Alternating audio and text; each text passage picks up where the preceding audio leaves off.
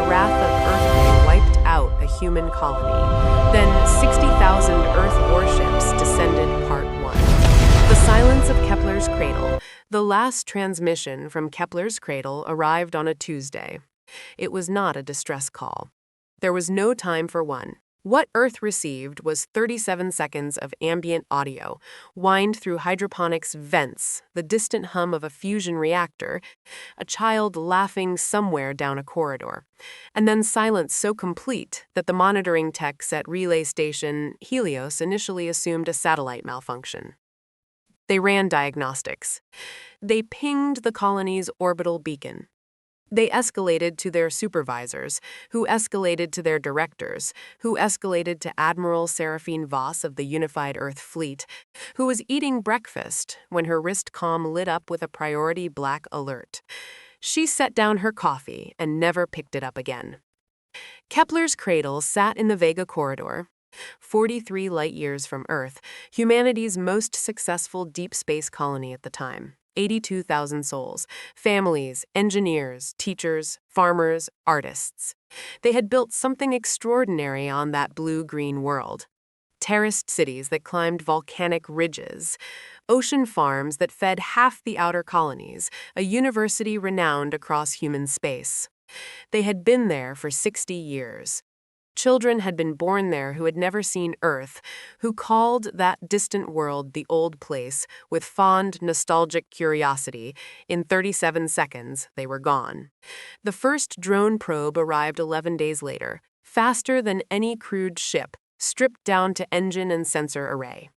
Its data came back in a burst transmission that Admiral Voss reviewed alone in her office on Sluna commands on door locked, lights dimmed.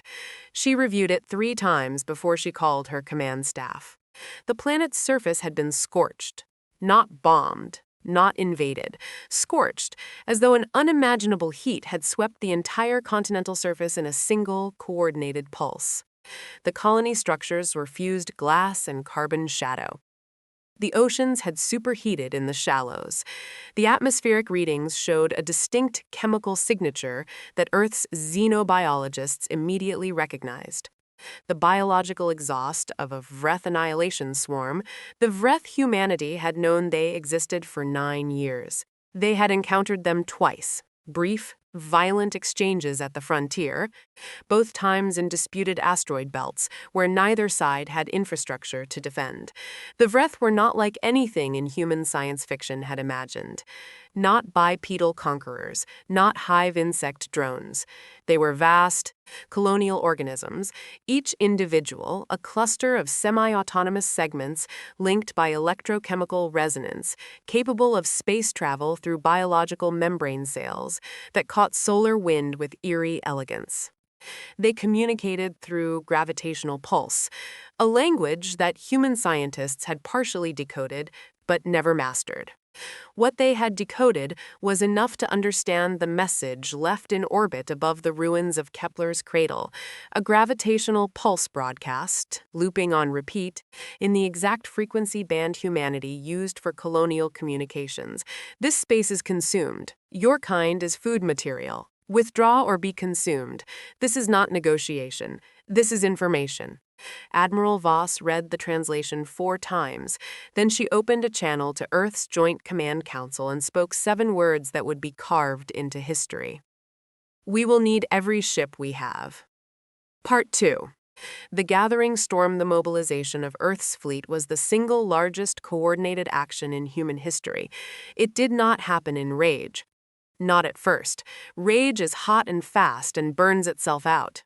What moved through Earth's governments, through her space stations and shipyards and colonial outposts, was something colder and more terrible. Grief transformed into absolute resolve. The United Earth Assembly convened an emergency session. The speeches were short. There were no debates about diplomatic channels. They had a gravitational pulse broadcast declaring humans to be food material. There were no arguments about proportionality. There were no dissenting votes on the resolution that passed in 4 minutes and 11 seconds. Authorization for total fleet deployment. Classification Omega. Classification Omega had never been used. It had been drafted 60 years ago by a paranoid committee of generals who hoped it never would be. It meant every warship, every carrier, every destroyer, every frigate, every armed science vessel in the unified Earth fleet was to be recalled, refitted, and dispatched to a single theater of operation. The shipyards of Mars worked without pause. The dry docks at Titan were repurposed entirely. Earth's moon became a staging ground so densely packed with vessels that it acquired a visible ring of steel, visible from Earth's surface with the naked eye. A sight that silenced cities and brought people outdoors at night to stare upward in a shared, wordless understanding of what was being assembled above them. 60,000 warships. The number seems abstract until you consider what it means. 60,000 crews, some vessels crewed by hundreds, the largest carriers by thousands, pilots who had never seen combat and veterans of the frontier skirmishes, engineers who had spent careers maintaining engines that had never been tested in true war, doctors, chaplains, communications officers, weapons techs, a civilization's worth of people, strapped into steel and pointed at the stars. Admiral Voss commanded from the UEFS, Unconquered Sun, a supercarrier so large it had its own internal transit system. She spent the weeks of assembly reviewing everything humanity knew about the Vreth. Which was not enough, but more than nothing. The xenobiologists believed the Vreth's membrane sails, which enabled their space travel, were also their primary sensory organs and their most vulnerable point. The physicists had developed, in the 9 years since first contact, a theoretical weapon that had never been built at scale, a resonance disruptor capable of disrupting the electrochemical links between Vreth segments. A Vreth individual, a cluster, deprived of internal resonance, did not stop functioning. It fell apart, literally, into incoherent biological debris. The weapon had been built in prototype form. It had been tested on a captured Vreth segment. It had worked. In the months of mobilizations, it was manufactured in quantity, mounted on every warship in the fleet, alongside conventional weapons, alongside the plasma cannons and kinetic railguns and nuclear-tipped torpedoes that humanity had spent centuries perfecting. But Admiral Voss had one more weapon in mind, and it was not made of metal. She called in Earth's greatest xenolinguist, Dr. Petra Okafor, the woman who had spent 9 years decoding gravitational pulse language. She sat across from her in the Unconquered Sun's briefing room and asked a single question. Can you tell them something they will understand? Dr. Okafor looked at her for a long moment. Yes, she said. But Admiral, I want to tell them something specific, something true. May I? Voss nodded. Part 3. The Vega Corridor the fleet dropped out of faster-than-light travel in formation, a maneuver of such precision that military historians would later call it impossible, then spend decades studying how it was done. 60,000 ships emerging from fold space simultaneously, arrayed in concentric spherical formations centered on the unconquered sun, filling the Vega Corridor with a wall of human steel 30,000 kilometers across. The Vreth were there. Not one swarm, not a patrol, an assembly, as though they had expected retaliation and gathered to meet it.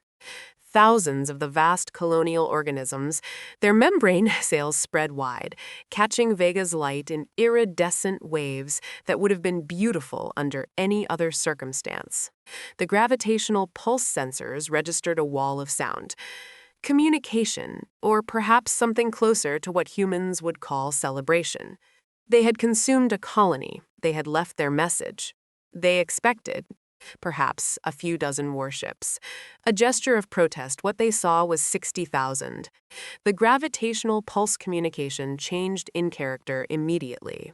The xenolinguists monitoring the feeds noted a shift from broadcast to rapid interswarm exchange, a pattern consistent with what they had labeled threat assessment in their linguistic models. The Vreth were talking to each other. Processing what they were seeing, Admiral Voss gave no immediate attack order. Instead, She opened the fleet-wide gravitational pulse transmitter, the one Dr. Okafor had spent 3 days programming, and broadcast a single message into the void, in perfect Vreth frequency gravitational pulse, at maximum power. We count our dead.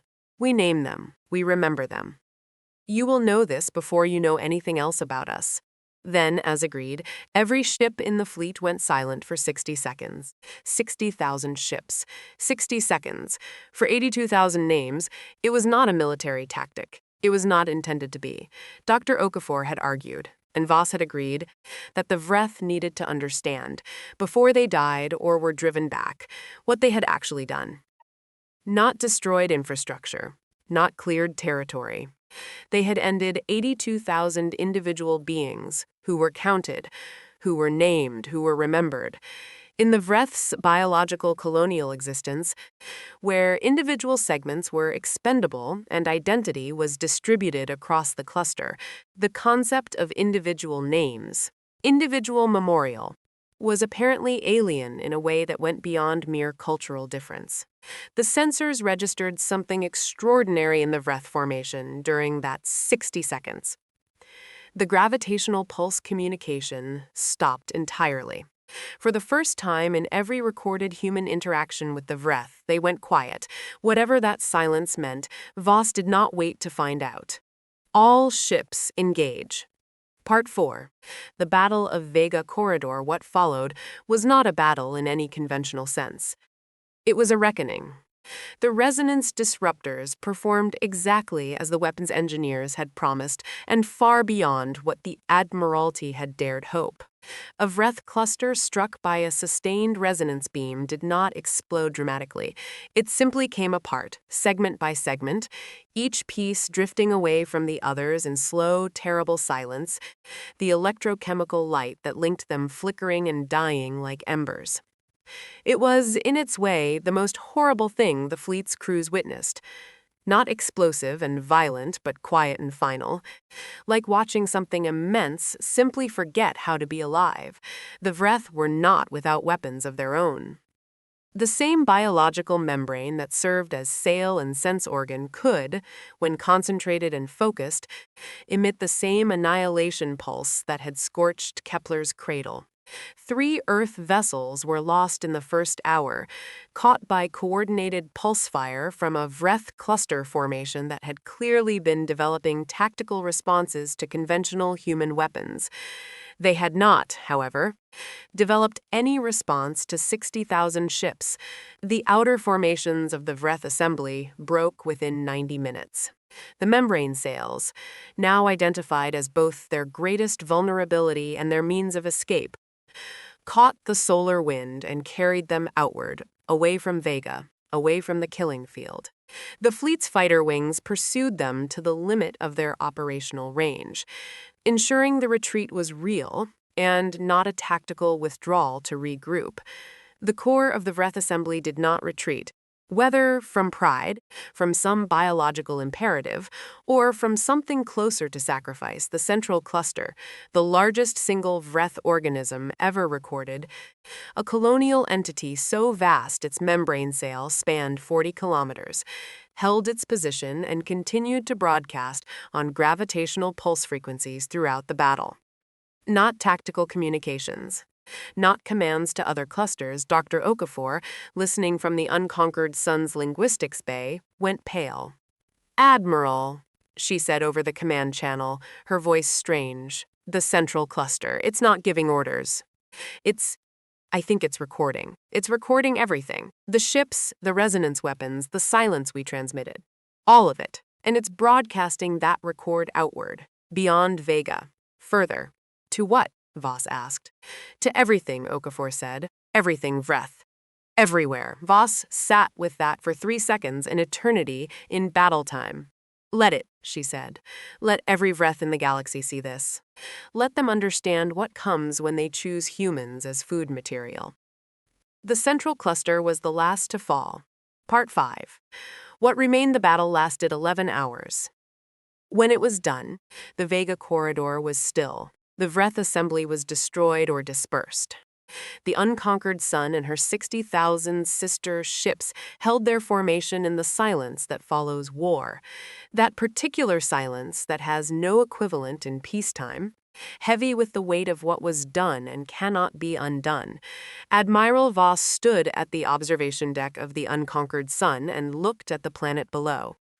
Kepler's Cradle, the glass and ash that had been cities. The clouded skies still faintly luminescent from the residual heat of a catastrophe 64 days old. She did not feel triumph. She had not expected to. She had known when she first gave the order to mobilize that there was no version of this that ended with triumph, only with justice, which is a different and more austere thing. Justice does not fill the space that grief carved out. It simply ensures the carving stops. She authorized the landing of the memorial teams, specialists who would spend months cataloging the ruins, recovering any biological material, any personal artifact, anything that could be identified and named. Every item found would be logged. Every name would be confirmed. The university, the ocean farms, the children born on that world who had called Earth the old place. They would be remembered, all of them. Dr. Okafor found her there, on the observation deck, 2 hours after the last Vreth cluster dispersed. The broadcast is still going, Okafor said, from the central cluster's last position. Other Vreth communities are receiving it. I've been monitoring the response frequency, and Okafor handed her a translation tablet. On it, a gravitational pulse message received from a distant Vreth assembly, unprompted, in clear, careful pulse language, as though the sender had worked very hard to be precise. We received the record. We saw the 60,000. We received the silence and the names. We do not have names as you have names. We did not know you had names. This is not a word we have. We are altered by this information.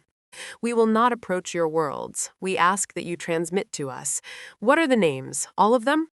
We wish to receive them. Voss read it twice.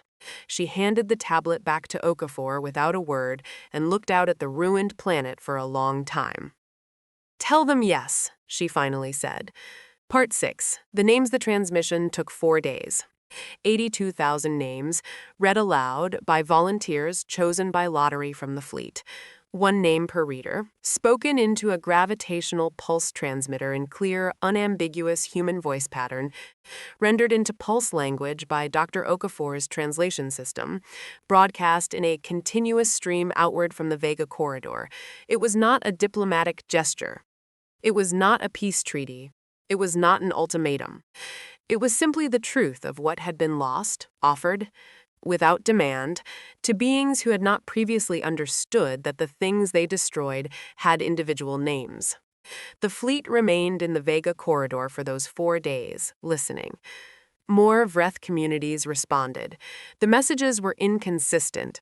Some clusters went silent after receiving the names, in a way the xenolinguists speculated might be the Vreth equivalent of a profound shock. Others continued broadcasting, asking questions about human biology, about individual identity, about the concept of a child, a young human, distinct from its parent cluster, growing toward its own individual existence. This concept, apparently, was as foreign to the Vreth as their membrane cell consciousness was to humans. One message from a cluster in a system 12 light-years away arrived on the final day of the name transmission. Dr. Okafor translated it personally and brought it to Admiral Voss at 0300 ship time, because she felt it could not wait. We consumed a world of names without knowing they had names. We believed your kind to be as we believed all prey material to be, plentiful and unindividuated, without persistent identity.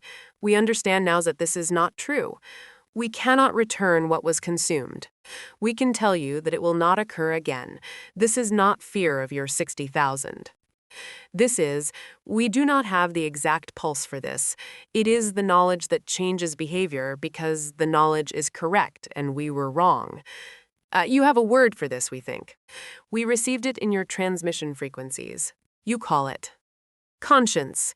Voss read the message standing in the corridor outside her quarters in her off-duty clothes, Dr. Okafor beside her, both of them quiet for a long time. Conscience, Voss repeated. It was in a cultural data package we broadcast with the name transmission, Okafor said. I included a dictionary. I wasn't sure why at the time. It seemed right. It was right, Voss said. She looked down at the tablet one more time. 82,000 names. A scorched world. 11 hours of battle and 60,000 ships, and every shipyard humanity had running at full capacity for months. All of it. And at the end of it, unexpectedly, unpredictably, in defiance of every assumption humanity had made about what the Vreth were, this a species of colonial organisms, vast and alien and terrible, sending a pulse across 12 light years of space to tell a human admiral that they had learned what a conscience was. What do we do with this? Okafor asked quietly.